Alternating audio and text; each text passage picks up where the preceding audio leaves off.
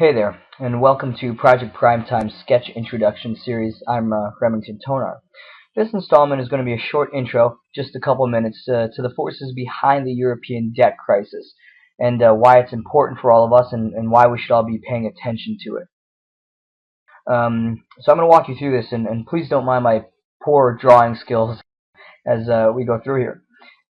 So every country, let's take a European country and call it country one, for example, provides vital services to its citizens like roads.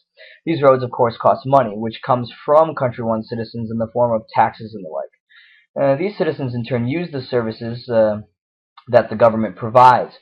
But what happens when the money the government is spending and the money it takes in don't add up? Well then, in order to finance this spending, country one sells bonds to other countries and businesses like banks. These bonds are basically like loans.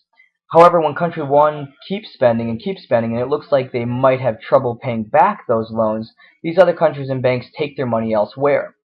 When this happens, country one might call for increased taxes or cuts in spending, but doing this at a time when the economy is already bad and jobs are scarce makes people angry, and these happy citizens very quickly become angry Molotov cocktail wielding citizens.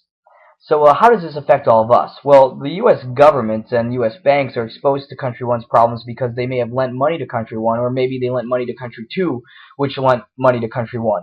So if Country One can't pay back its debt, exposed U.S. banks have less money to loan to businesses, which means less jobs, which affects you, which affects all of us, by making it more difficult to get jobs, get raises, and by making it tougher for businesses to stay in business.